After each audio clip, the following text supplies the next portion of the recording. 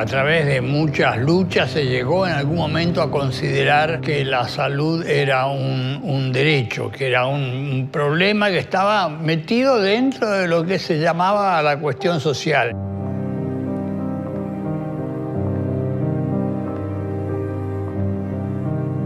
Para hablar del derecho a la salud habría que comenzar por, en todo caso, preguntarse qué es lo que uno define como salud, qué es lo que se define como enfermedad. Ya creo que nadie discutiría que la salud o la forma en que se desarrollan los procesos de salud, enfermedad, cuidado en poblaciones enteras y en cada persona individual son un proceso que solo se comprende en el contexto general del funcionamiento de la sociedad.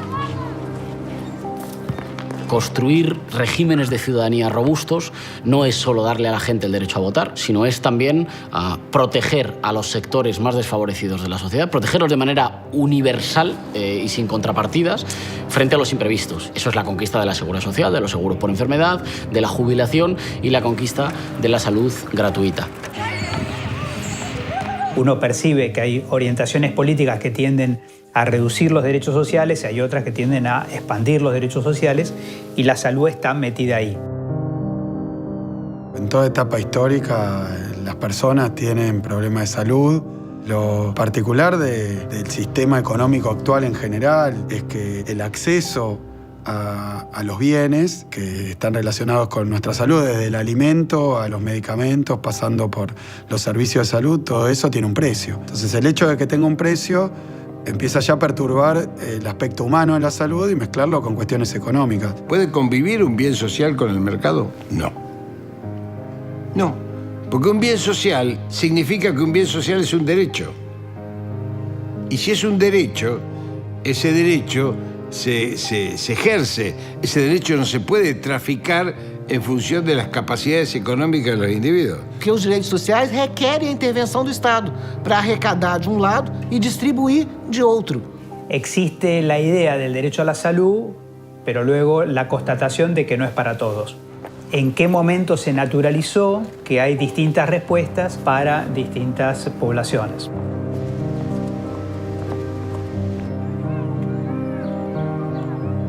Los más ricos tienen que pagar también por vivir en sociedades más cohesionadas, más justas y más equilibradas.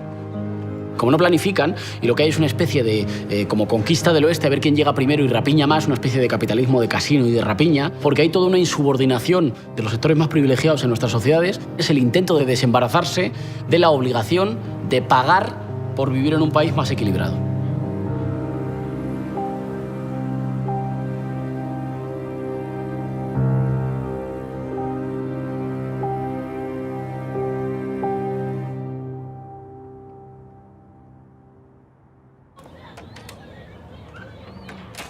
Lorena Barrienuevo, soy de acá de Fátima, tengo 25 años, tengo una nena de 5 años, se llama Zaira, soy madre soltera. ¿Vamos, gordita? ¿Vamos para el fondo? Vos sos gordita. Es un ratito más y ya está. Vos sos gordita, decir. Fuimos hacia un camping con mi familia y justo ese día era la primera vez que dormía en una carpa. Me agarró un dolor que no podía dormir. Pensé que tenía que ver con cómo habías dormido. Pensé que era por eso. Es más, ese día dije, nunca más duermo en una carpa. Bueno, ese día me fui al hospital, me fui al Pena, porque sí, yo soy monotributista y la obra social me queda re lejos. No podía caminar mucho porque me agitaba. Y me dicen que tenía líquido en un pulmón. Y que me tenían que internar porque tenían que ver que era eso. Por tener obra social que no me podían tener en el hospital. Que eso se tenía que hacer cargo de la obra social. Me mandaron para al hospital Ramos Mejía. Me sacaron sangre, me habían sacado un poco de líquido del pulmón y me dijeron que tenía la tuberculosis pulmonar, algo así es, ¿no? Bueno, me dijeron que tenía que estar en un lugar aislado porque eso era contagioso. Me mandaron a una clínica que sí es de la obra social, Clínica La Esperanza. Bueno, ahí fue donde yo llegué y ahí es donde empecé el tratamiento. Y lo que me pasaba en la internación, lo que me decían era que para ellos lo más fácil era largarme lo más antes posible porque estando internada ahí, para ellos era un presupuesto. En ese momento uno se siente cuando te dicen, para mí es un presupuesto que vos estés acá, pero bueno, nada. ¿Eso quién te lo dijo? El doctor. Cuando a mí el doctor me dijo, mirá, este tratamiento dura 15 días más. Y yo dije, ¿no lo puedo hacer en mi casa? Lo que pasa es que esto es una villa. hacer una villa, en los lugares aparenta como zona roja. Entonces, al tener obra social me decía que ellos no van a entrar en una villa. Cuando volví de las vacaciones, cuando llego a mi casa estaba inundada. Las paredes eran negras de la humedad que había. Ya mi casa tenía humedad. Cuando se me inundó, era peor. El doctor me pedía ya de por sí que me vaya a vivir a otro lado. Cuando yo le conté la situación de lo que era vivir en una villa, me miraba como diciendo, era como que re sorprendido. Me decía, no, nena, me decía, bueno, podés volver a ese lugar. Y yo le decía, es como que me crié en esta villa, y entonces para mí es algo normal. Para todo era una autorización. Para comprar los medicamentos, para tenerme con el doctor, para hacer algunos estudios, para hacer las placas. Como a mí yo ya me estaba por quedar sin pastilla, voy a la guardia, donde a mí me estuvo atendiendo el doctor, le pido por favor si no me podía hacer una receta, porque me estaba por quedar sin pastilla. Me hace la receta. Bueno, era de nuevo ir a la obra social, luego después volver a la farmacia. Entonces, si no puedes hacer una autorización, tengo que te falta un día de trabajo. Entonces, como que decís, hay una salita, es el CESA 24. Tiene un centro de salud pública. Claro, fui al CESA y la doctora me dio un turno programado, porque yo le había contado y no quería dejar el tratamiento. Y bueno, la doctora me dijo, bueno, si querés te podemos atender acá. Me dice, nosotros te hacemos una derivación acá. Le digo, bueno, joya, para mí fue algo como que es... Y así soluciona el problema. Claro, es como que es una solución, digo, porque para conseguir una pastilla estar como 3-4 días, y yo teniendo el CESAC acá, digo, bueno, empiezo con el tratamiento. Sabía que acá en este barrio, segura que en otras villas también suele pasar lo mismo, hay bastante gente que tiene la tuberculosis, como que a la gente le da vergüenza decir que tiene la tuberculosis. Cuando a mí me venían contando esas cosas, yo decía, no, después de salir lo primero que quiero hacer es hacer que la gente se trate eso, porque es algo como que sí, es una enfermedad que tiene cura y entonces como que la gente no lo hace.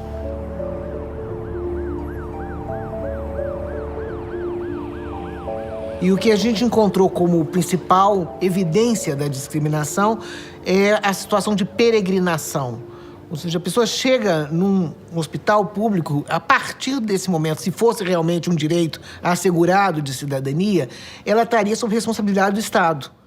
Poderia não ter o atendimento ali, mas ser levada para outra parte, o que seja. Não, aqui se diz, aqui não tem um médico especialista nisso.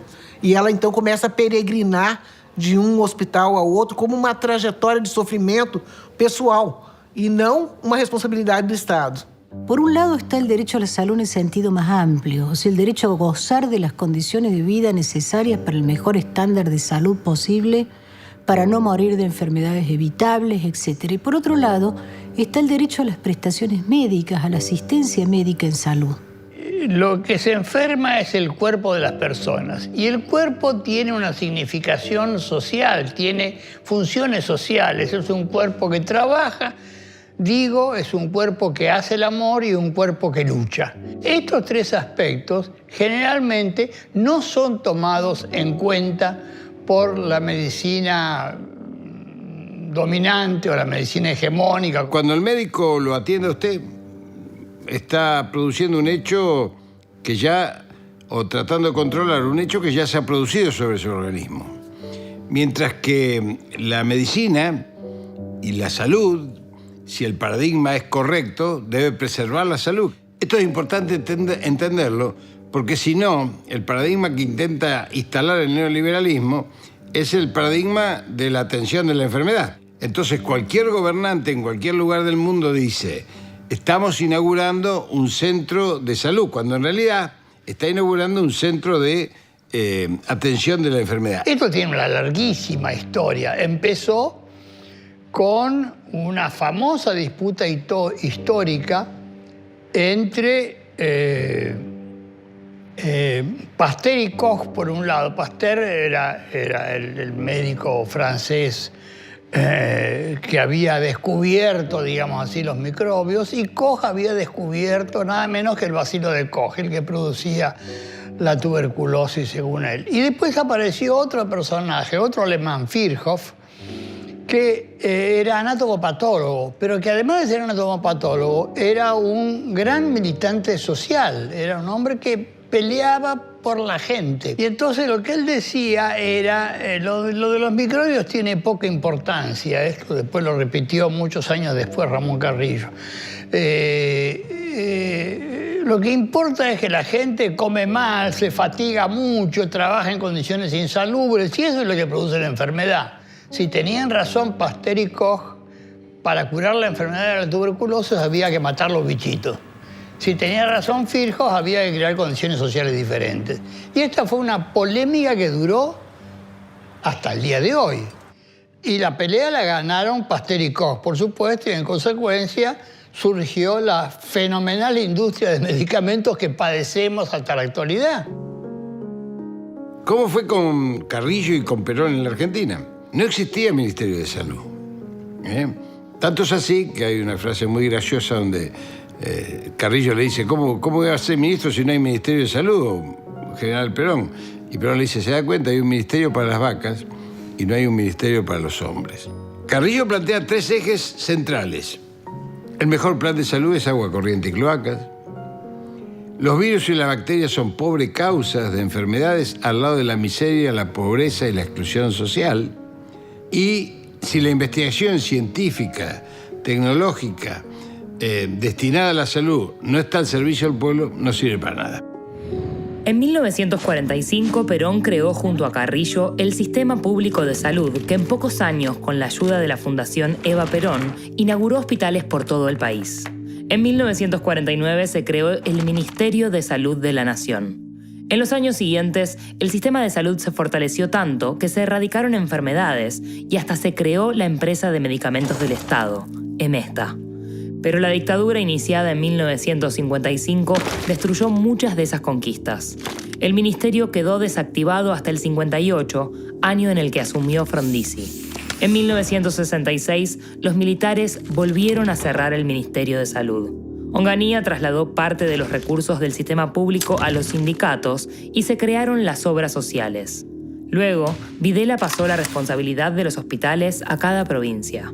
En 1983, Alfonsín reflotó el Ministerio de Salud, pero para el año 91 ya no quedaba un solo hospital a cargo del Estado Nacional. A partir de 1993, los hospitales tuvieron que autogestionarse por falta de recursos y políticas públicas. La desregulación hizo que las obras sociales perdieran aportes que fueron a parar a las prepagas, destruyendo así la base solidaria del sistema. Con la crisis del 2001, el sector privado dejó de brindar muchos de los servicios y la atención se derivó al ya deteriorado sistema de salud público. A partir del 2003 se reactivó el Estado. A través de un conjunto de leyes y programas se consolidó el ministerio. El sistema de salud volvió a florecer en todo el territorio nacional. En 2016, el gobierno de Macri lanzó la Cobertura Universal de Salud, CUS, una estrategia que desfinancia el sector público, transfiriendo los recursos al sector privado. En 2018, tras el acuerdo con el Fondo Monetario Internacional, el ministerio fue degradado a secretaría y el sistema de salud volvió a ser golpeado.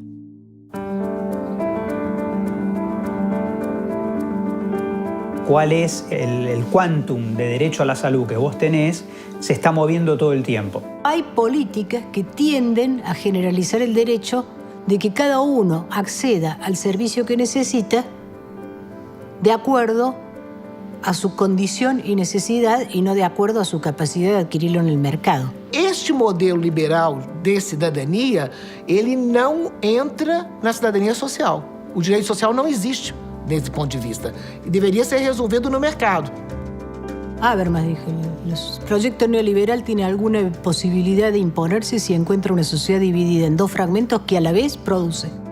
Que hay un intento de atribuir responsabilidades individuales a las condiciones sociales y, por tanto, por una parte, culpar a los pobres de ser pobres, que dejarían de ser pobres para pasar a ser perdedores, y sobre legitimar a los ganadores, no en tanto, no sé, la familia en que ha nacido o el entorno social en el que ha nacido, sino prohombres que han sido capaces de emprender y llegar a lo más alto. Luego, en realidad, investigas a todos estos prohombres y todos son hijos de alguien que se los robó siempre. Diría la retórica neoliberal, los más fuertes, los más hábiles, los más capaces se salvan, y hay otros pues es que no se esfuerzan lo suficiente.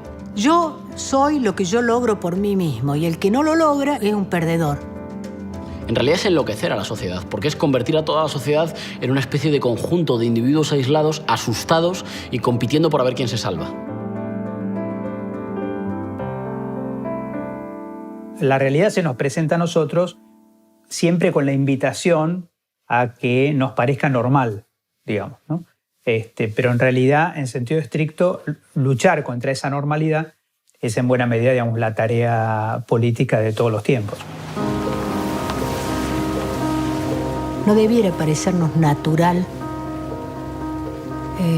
que haya gente durmiendo en el subte como me estoy cruzando en esta época todos los días. Pero nos acostumbramos. Entonces, lo que vamos naturalizando, lo vamos naturalizando de alguna manera, vamos naturalizando también que, bueno, algunas personas pueden acceder a determinados servicios y otras no.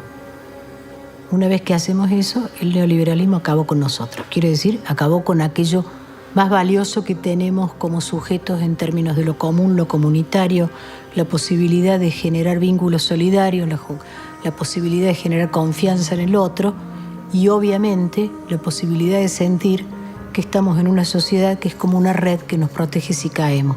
Entonces, en una sociedad sin red, del sálvese quien pueda, lo que prima es el miedo.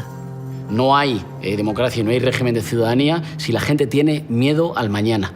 Y los estados del bienestar fueron la gran conquista para que la gente de origen humilde viva sin miedo. Y un componente central de vivir sin miedo es el derecho a la salud y el derecho al propio cuerpo.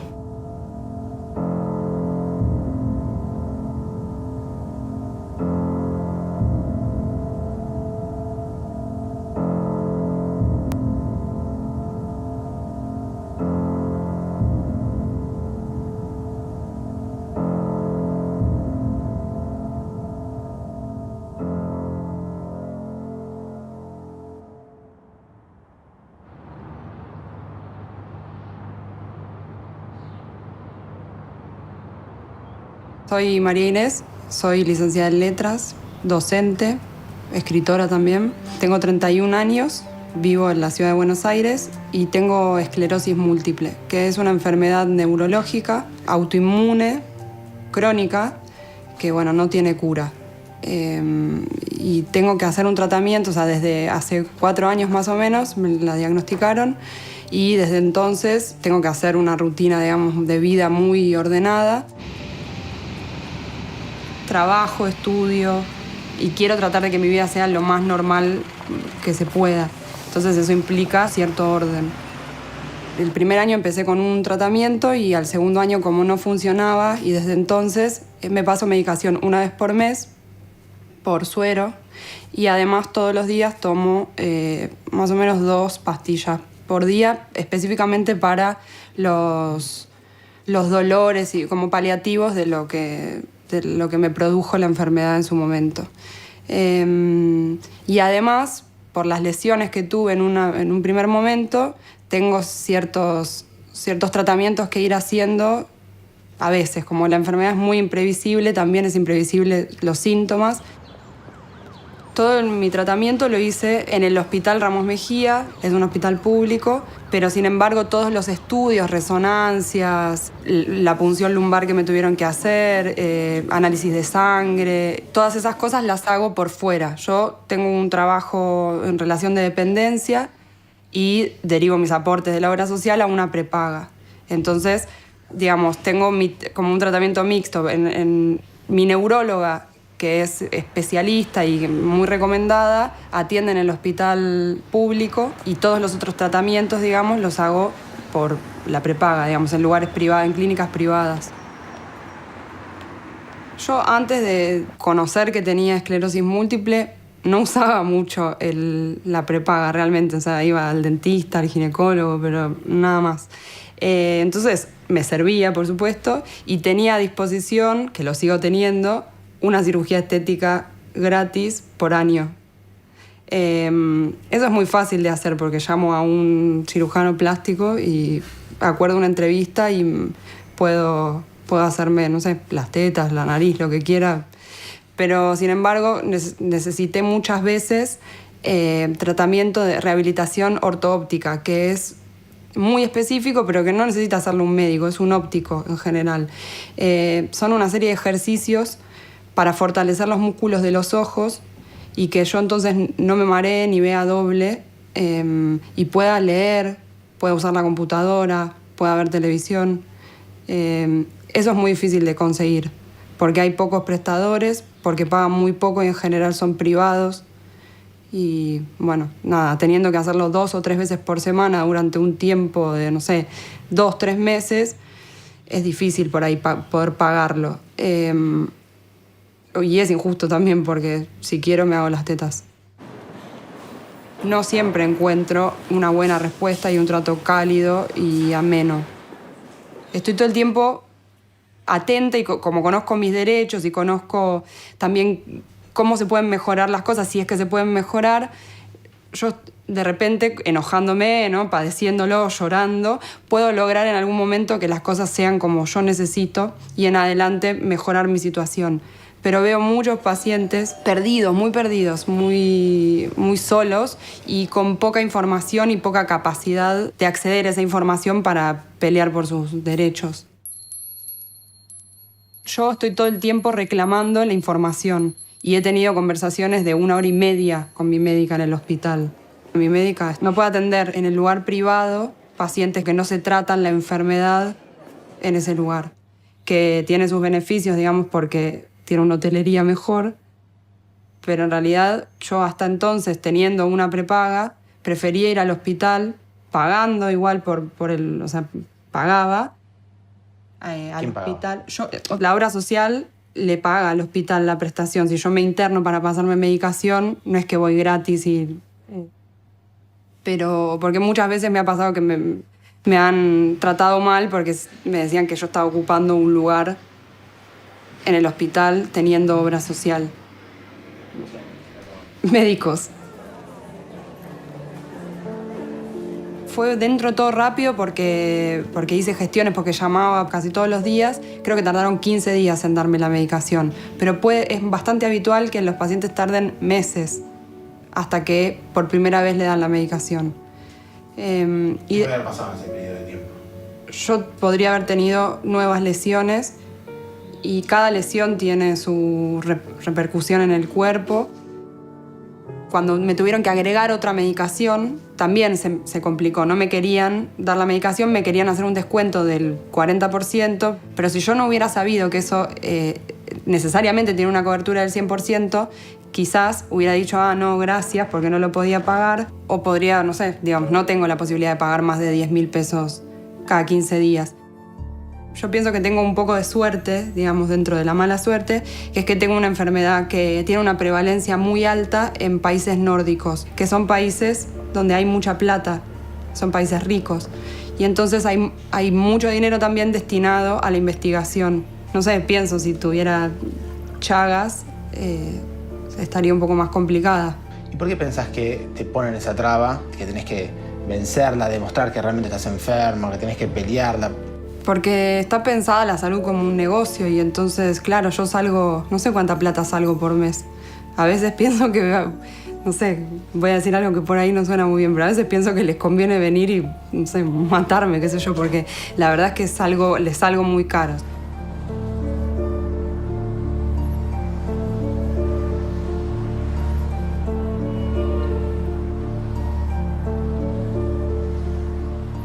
En los sistemas neoliberales, la enfermedad es el determinante de la riqueza.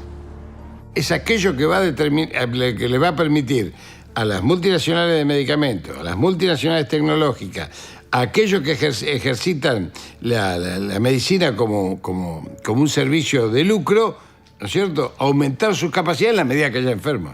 Hay un premio Nobel inglés, Sir Richard Roberts, que premio Nobel del año 1993, en donde él fundamenta claramente por qué la industria farmacéutica piensa más en sus ganancias que en curar las enfermedades.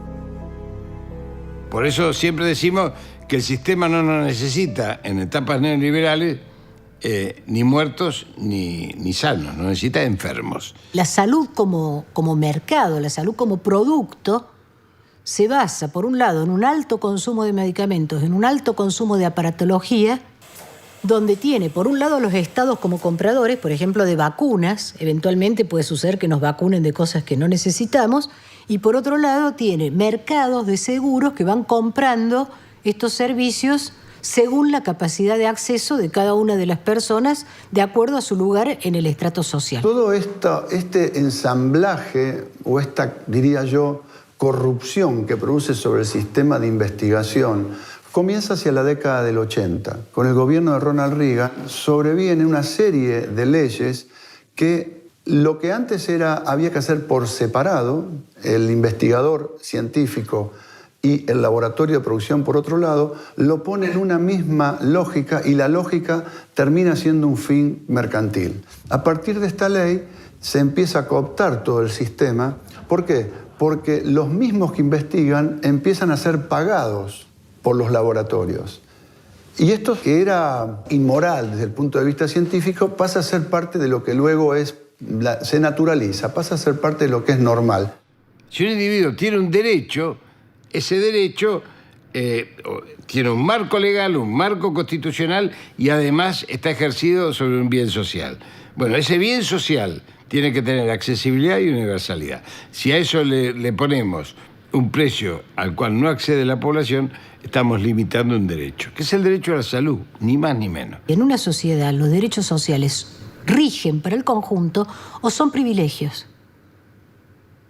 Quiere decir, si yo accedo a ello y otros no estoy hablando de que yo tengo cubiertos mis derechos y pobre el que no le tocó, sino que estoy hablando de que lo que yo tengo es un privilegio en el contexto de una sociedad desigual y esto es intrínsecamente una producción de violencia. Desde la Revolución Francesa, que hay ciertas promesas que trajo el capitalismo que no las ha podido cumplir.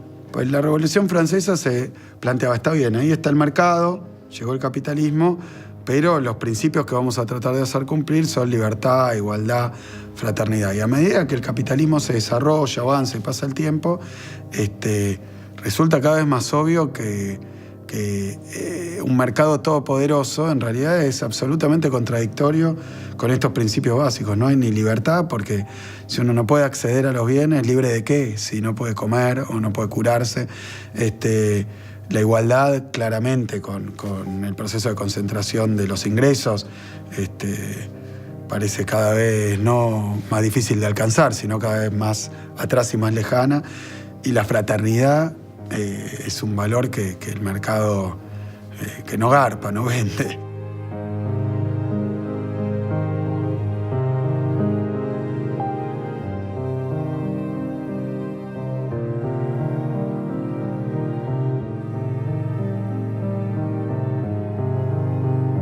Según una persona que es muy calificada su opinión, que es Marcia Engel, que es una mujer que fue directora jefe del New England Journal of Medicine, una de las revistas de referato más prestigiosas del mundo. Trabajó 20 años en la revista, fue 4 años su directora jefe.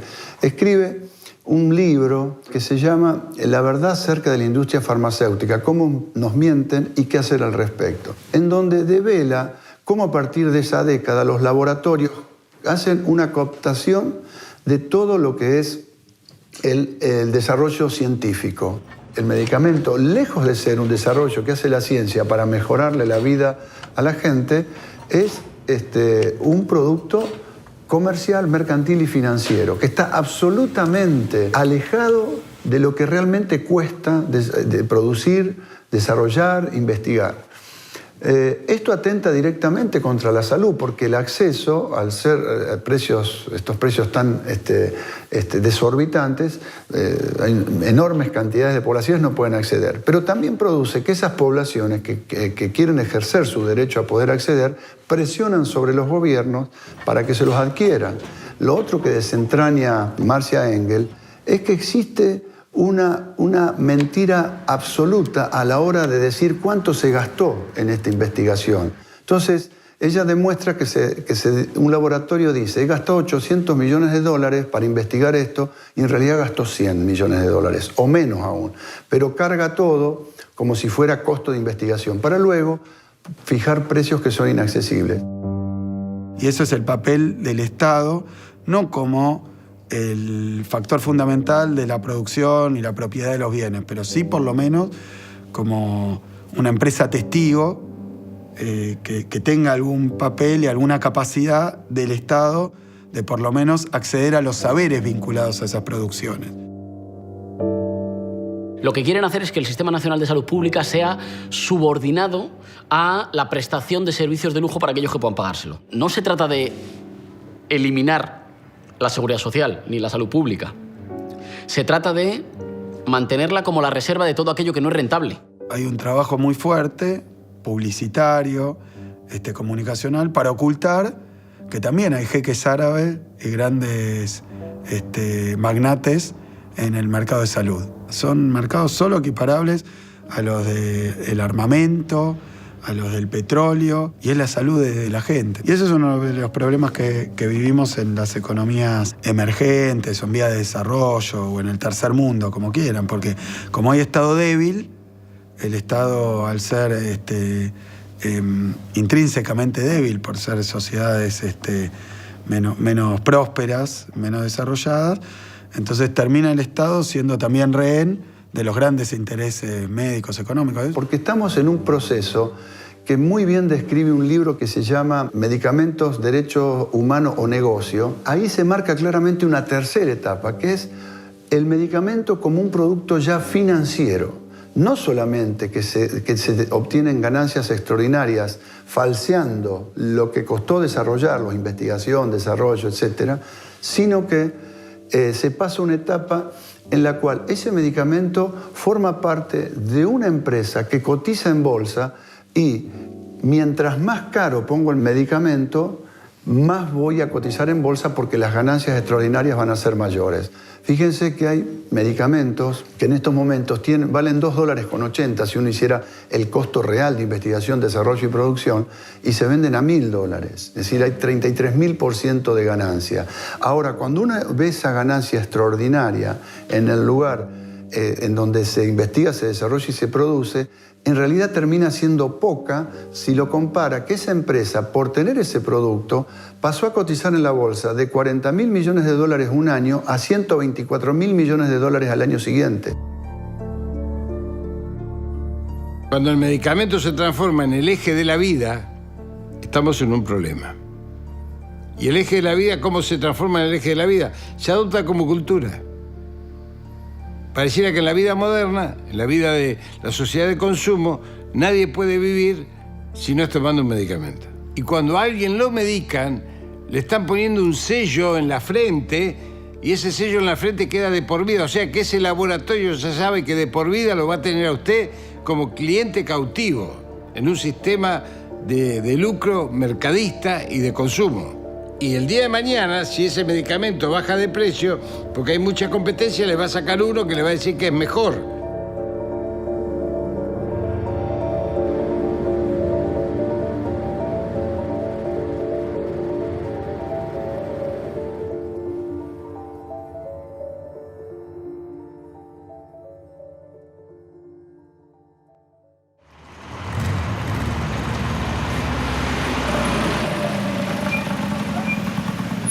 Yo soy Adrián Cancinos y trabajo como toquero.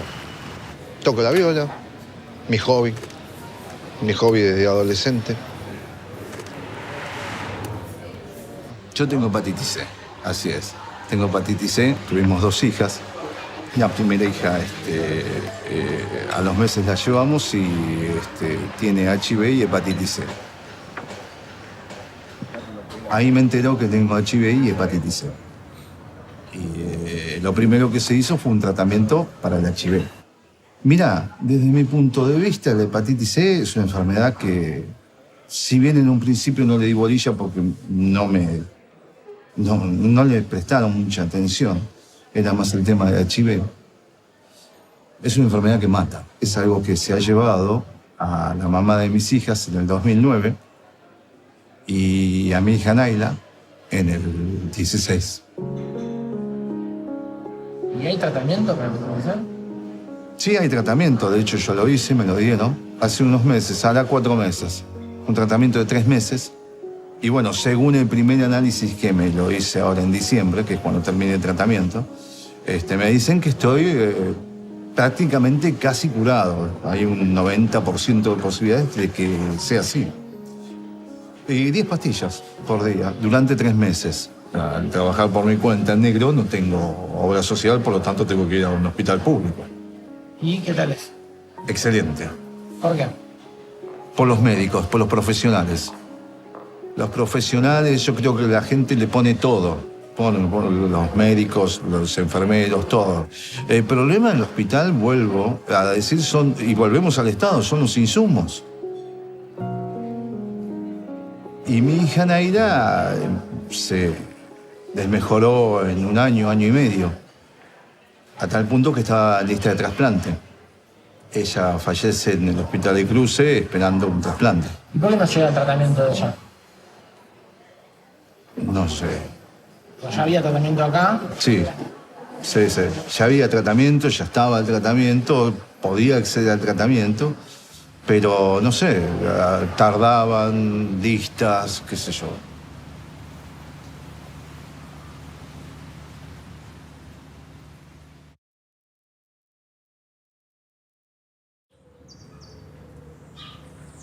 Me llaman a las 3 de la mañana que hubo una complicación. Esto nunca lo conté.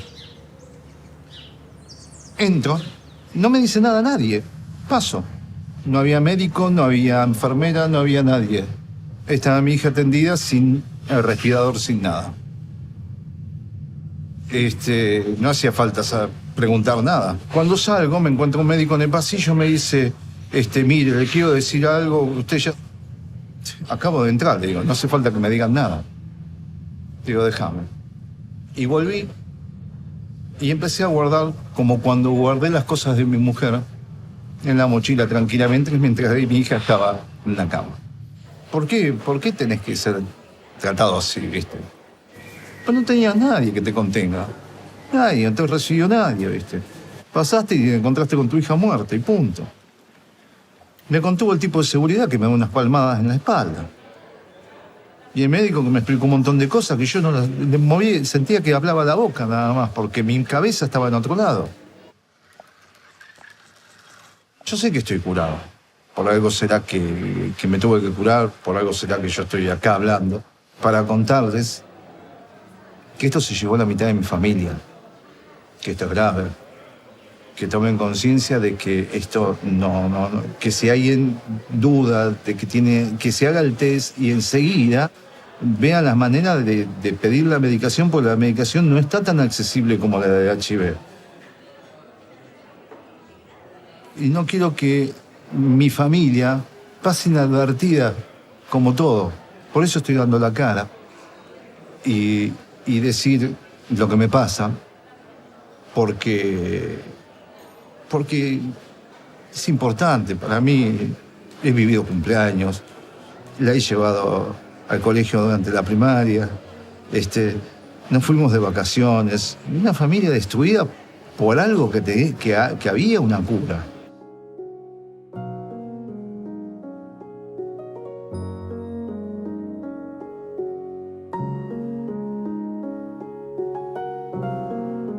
Hay un medicamento que se llama Sofosbuvir, que es para curar la hepatitis C.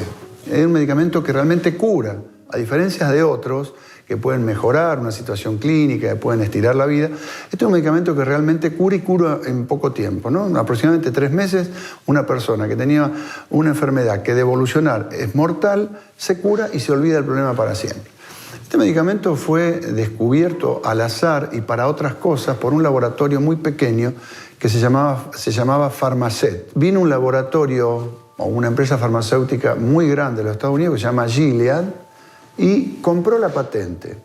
La patente se compró en $11.200 millones, es decir, ha sido la compra de patente más alta de la historia de la humanidad. Y uno puede decir, ¿cómo se puede pagar una patente $11.200 millones? Porque ahí ya tenemos un fenómeno de distorsión absoluto. Si yo ya voy a trabajar sobre lo que costó desarrollarlo, más que a la empresa le cuesta $11.200 millones desde el primer día, ¿a cuánto lo tengo que vender para obtener una ganancia que justifique semejante inversión? Ya hay un factor pero no hay problema, porque en realidad fijaron el precio del medicamento a $1.000 la pastilla para los países de mayor nivel económico. Esto representó que en el lapso de 3 años ese laboratorio obtuviera ganancias por $50.000 millones y que su cotización en bolsa pasara de 48.000 millones a 124.000 millones de dólares. Es decir, vean ustedes cómo ganan, ¿no? por las dos puntas.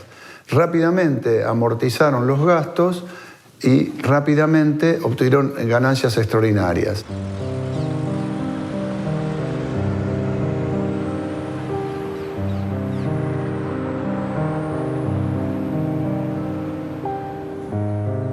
En la década del 90, las empresas de medicina prepaga no cubrían SIDA, porque la consideraban una enfermedad de adquisición voluntaria. Y habían encontrado la grieta por donde sacarse de encima un costo. Los sistemas solidarios son muy sencillos. El que más gana aporta por el que menos gana. El que es más joven aporta por el que es más viejo.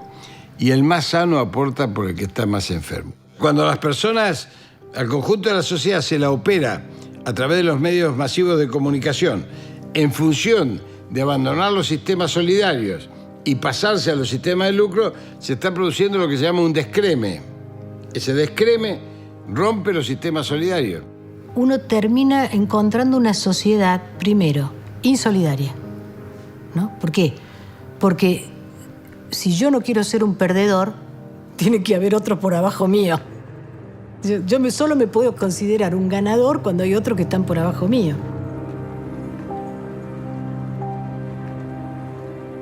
Segundo, una sociedad de red social rota. Una de las cosas que necesita, creo que Habermas lo sabe, el que necesita este modelo es que el otro me aparezca potencialmente como un enemigo, como un competidor o como un enemigo. ¿Por qué? Porque cada vez que el otro avance en un deseo, seguro que me está robando algo a mí. Y el paso más grave de esto es que una vez que se separa un sector de la población que es perdedor absoluto, hay que reconocerlo como no semejante. Hay que reconocerlo como no sujeto de derechos, hay que reconocerlo, como diría Judith Butler, como vidas que no merecen ser lloradas. Entonces ya no tenemos únicamente gente que tiene distintas posibilidades de acceso en su derecho a la salud y a la vida, sino que tenemos también personas cuya vida vale menos que la vida de otras y cuya muerte afecta menos que la vida de otras. Y todos los días nos están bombardeando para que pensemos así.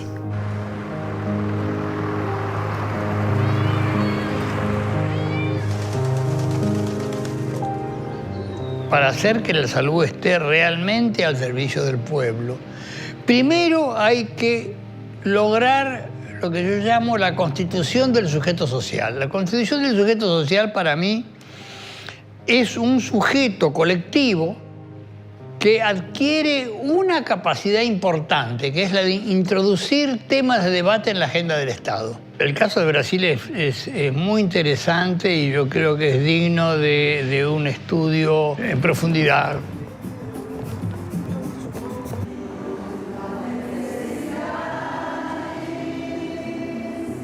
Eu creio que talvez se possa afirmar que no Brasil houve uma incorporação dessa consciência de ter direito à saúde. Do ponto de vista de política pública, o Sistema Único de Saúde significou uma grande mudança, né, de orientação do ponto de vista dos direitos sociais no Brasil. E as eleições de 1974 foram eleições importantes porque algumas cidades de porte médio foram ganhas pela oposição, dentro da ditadura. E aí nós pudemos começar a experimentar as ideias que só estavam na academia. E aos poucos vai demarcando o que entrava nisso, o que não entrava, quais as áreas, se medicamentos começa a ser abordado, aborto, gênero, e vai construindo ali uma massa crítica que começa a se organizar e produzir através da revista y dos libros y todo más. Y esto desencadenó un movimiento. Después del SEBE se creó la Abrasco. La Abrasco era la Asociación Brasilera de Salud Colectiva. Y después del Abrasco, Sergio Arouca creó el Circo de la Salud, que andaba por todo Brasil dando espectáculos con el tema de la salud. Bueno. Havia alguma coisa que se chamou o Partido Sanitário, que era alguma coisa mais orgânica.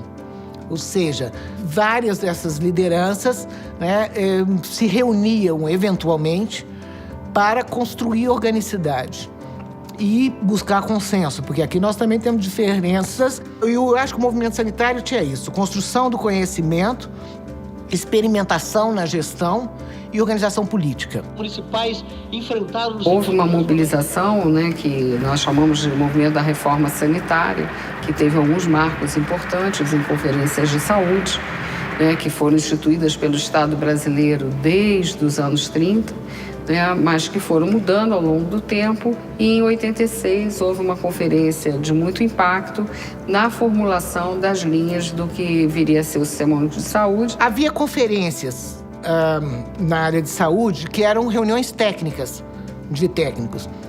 A proposta nossa, desde aquele momento, era unificar e descentralizar e participar. Então, esse ministro da Saúde, do final da história, chama o Aroca e diz: nós vamos perder, essa proposta não vai passar.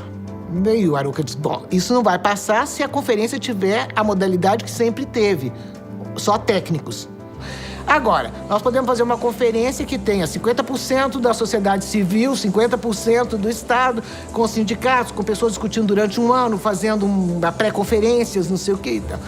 E aí o ministro pergunta para ele: mas quem vai ser o louco que vai dirigir isso? Ele falou: eu. E a partir daí começa-se o processo da 8ª conferência.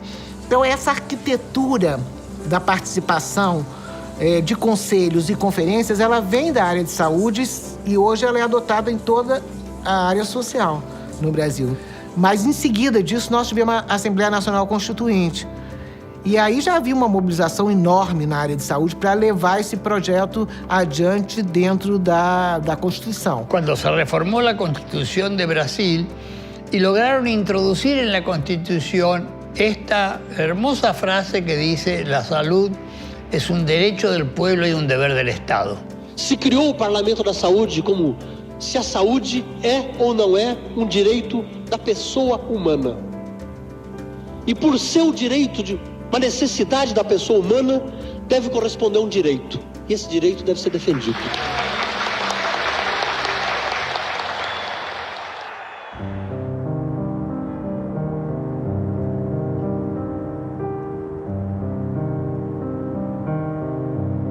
El Estado existe no solamente porque hay problemas, sino porque hay soluciones. No se construye, digamos, un rol del Estado si el problema no viene acompañado, digamos, de cierta respuesta que la población identifique como la tecnología, en el sentido más amplio de la palabra, que le va a dar respuesta a ese problema original. Que el proyecto privatizador es un proyecto que no se puede hacer cargo del conjunto de la prestación del servicio a la salud en nuestro país. Solo se quiere hacer cargo de las partes que le dan beneficios.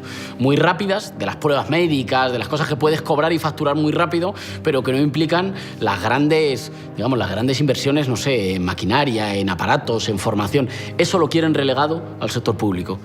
Y creo que eso está incluso hoy, estudiando el tema, porque lo he estudiado, está haciendo colapsar sistemas de salud muy sólidos y muy acaudalados. Quiere decir que incluso sistemas de salud de países muy desarrollados, si tienen que garantizar el acceso a determinados tratamientos para toda la población, quiebran. Si acá hay una catástrofe, va a salir el sistema estatal. Si acá hay una epidemia, el soporte de la epidemia es el sistema estatal. Es una obligación del Estado proteger la vida de todos democráticamente. Ahora va a haber que hacer algo con el funcionamiento del mercado de la salud. Reaparece un nuevo discurso, que es el enfoque de derechos en salud. Nadie te va a decir ahora que no está de acuerdo con la palabra derecho a la salud. Ahora, lo que entienden por derecho a la salud, ahí es donde tenemos que entrar a discutir.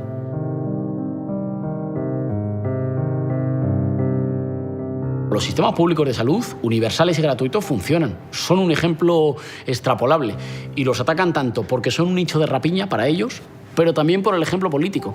Porque es el ejemplo político de que el Estado planifica bien, presta servicios bien y presta servicios que son bien valorados por los ciudadanos. Ese mito de que lo público es siempre peor, más devaluado, más ineficaz y te trata peor, es mentira.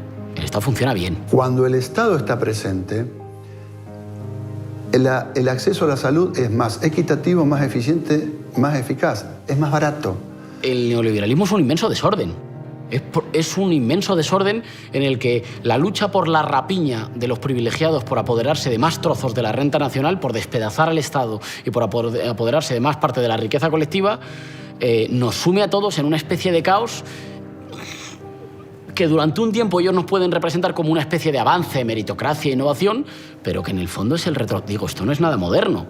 Esto es el feudalismo. Dicen que en el país de los ciegos el tuerto es rey.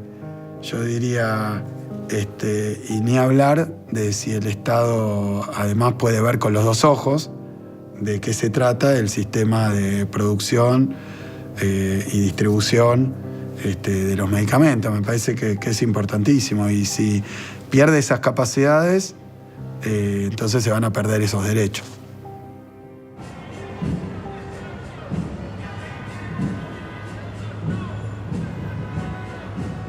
Esto es un problema político central. Es un problema político que se resuelve exclusivamente desde la política.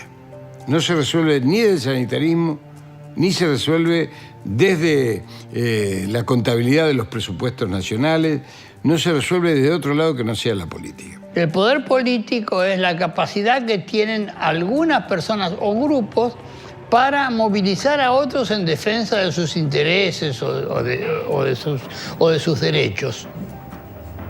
Una vez lograda la transformación, si se desarma el grupo, perdemos. Es decir, hay que mantener ese sujeto social, tiene que transformarse y mantenerse para garantizar que las cosas sigan funcionando como tienen que funcionar. La derecha en general vende sociedades sin conflicto, porque el conflicto lo que quiere es que lo libremos uno a uno. O sea, lo que no quiere es que estemos juntos.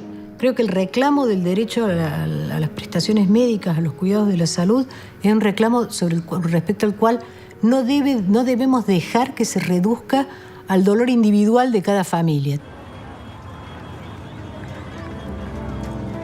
Tenemos que construir formas colectivas de reclamar por el acceso a las tecnologías y a los derechos que nos corresponden.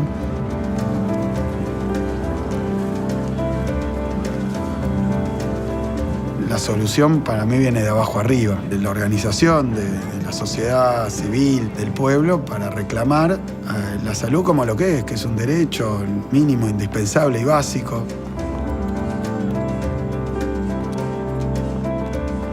Si la victoria del neoliberalismo ha sido la fragmentación, la victoria del campo nacional y popular en la salud también debe ser el proceso de unidad en políticas de Estado.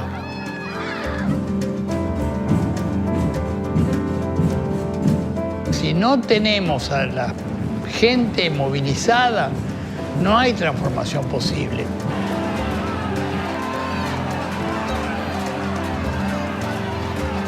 La discusión central es una discusión sobre la democracia, sobre a qué tiene derecho alguien por ser ciudadano de un Estado.